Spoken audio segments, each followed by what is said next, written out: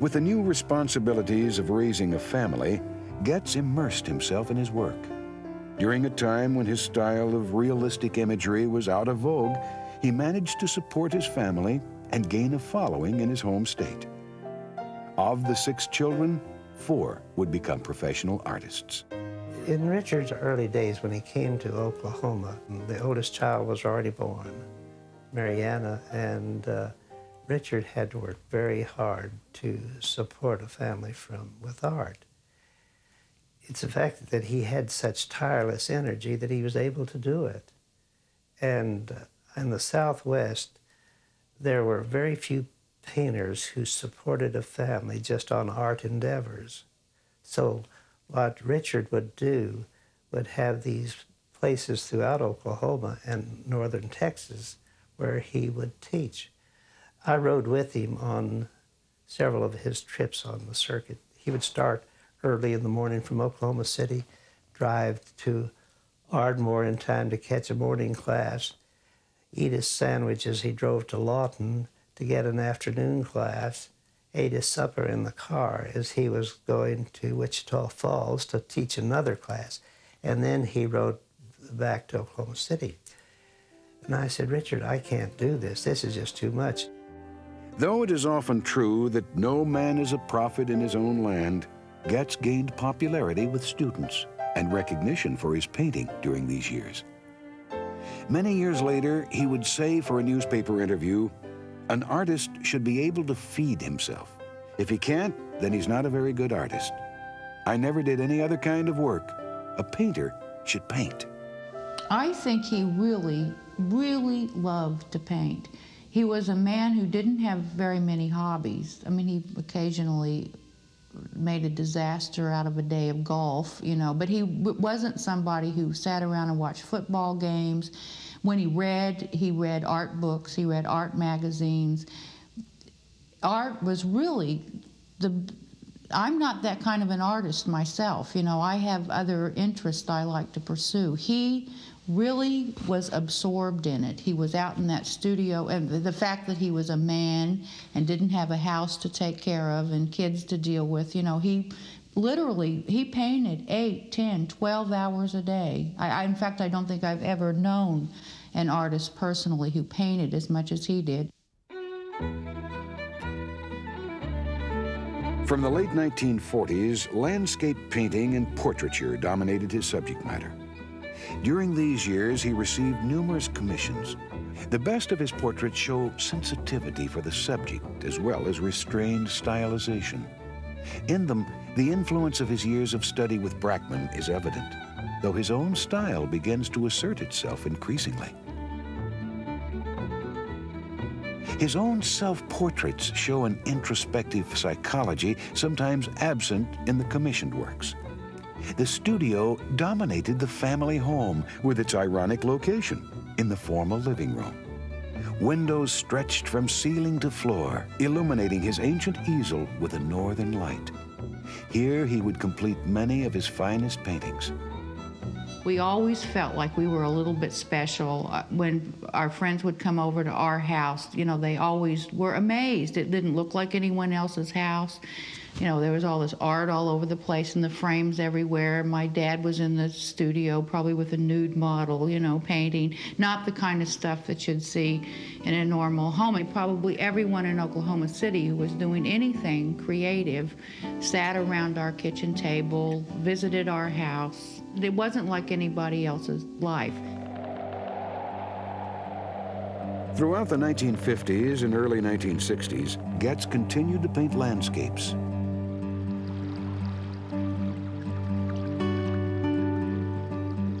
Experimenting in different styles and light treatments.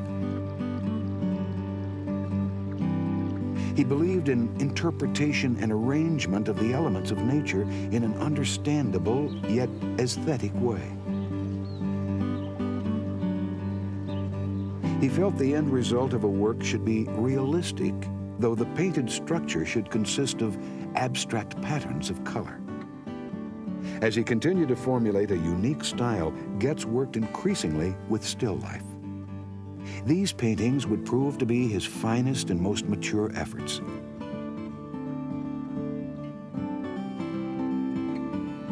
That Goetz was one who would probe, experiment, and remain flexible is best seen by comparing two still lifes of similar subject matter. Each was painted in natural light, probably within several years of each other, but their purposes are strikingly different.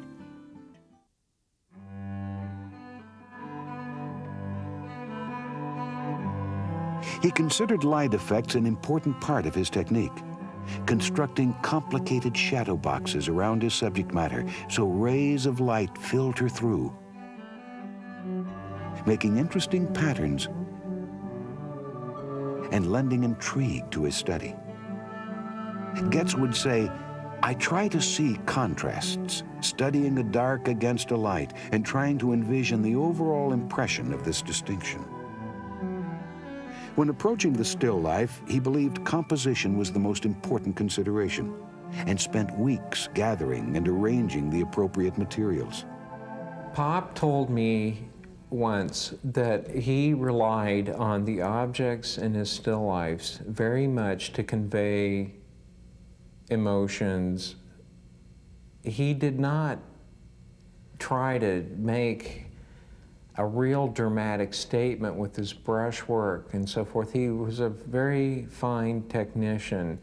Most of his paintings are very straightforward. He put irony and made statements into some of them. The painting, The Abyss, with the little boy, the mechanical toy on the tricycle, riding off the shelf, is a real statement.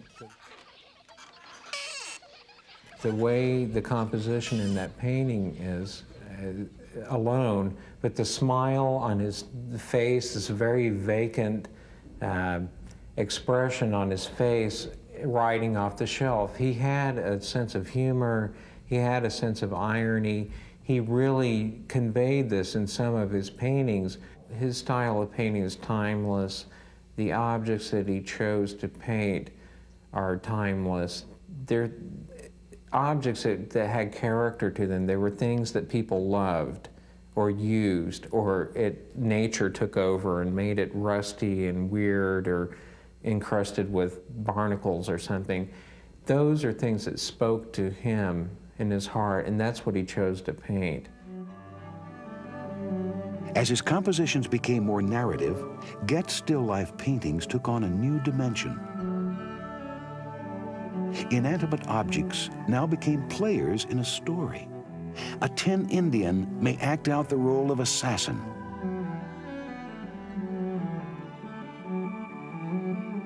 While a gentle geisha girl smiled coyly.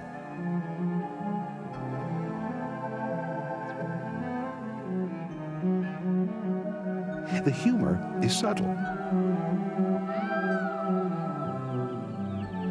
A mechanical cat contemplating a meal of taxidermy birds.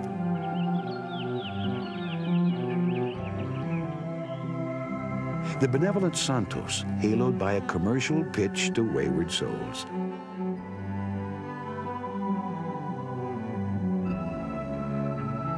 Sinister cats lay in wait to devour Cock Robin.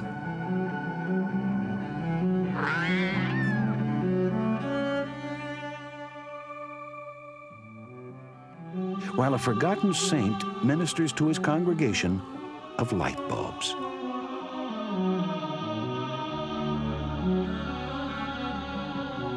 Exquisitely and lovingly applied, the paint is slick, luminous, and gem-like in quality. Subtle translation of light and object make the paintings pulse with life, the inanimate subjects seeming to breathe imperceptibly.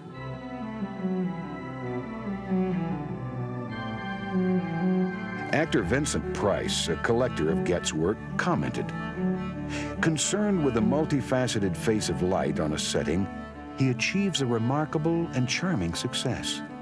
Using brilliant and sensitively selected contrasts, he creates wonderful pictures of vibrant luminosity, reminiscent of the neo-impressionists, yet wholly personal and contemporary in approach."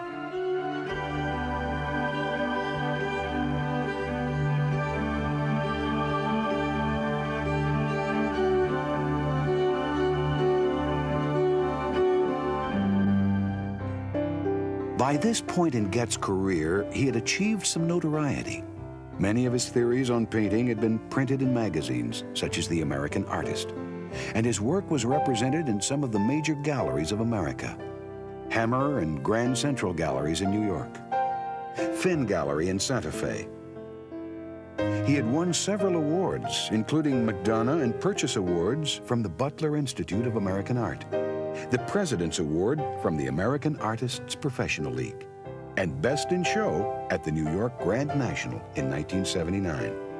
In 1978, he was awarded the Governor's Lifetime Service Award for his contributions to the furtherance of art in Oklahoma. In 1979, Richard and Edith returned to her childhood home in Bedford Hills, New York. Here, the two would spend the last years together painting. Goetz now painted increasingly for his own pleasure. His children grown and wife Edith now deceased, he no longer faced the necessity of self-promotion. Subsequently, many of these paintings have never been publicly shown, though they demonstrate the best of his efforts.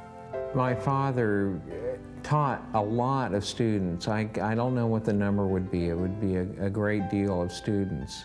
40 years of teaching, you can imagine. Sometimes 3 classes a day.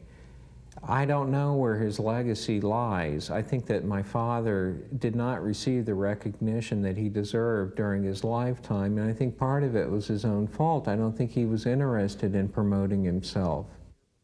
A year before he passed away, he showed me what he was working on many times, and I could see these wonderful paintings, and I said, you should show this work. Why aren't you doing that? And he told me, he said, I've had it up to here with the art world, critics, art dealers. I don't need it anymore. I paint for myself, and this is what I want to do. And I let it rest at that.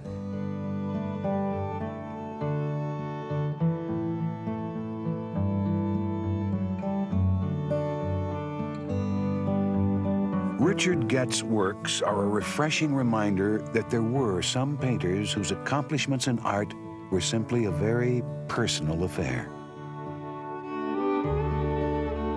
His last works are perhaps the greatest testament to a life in art.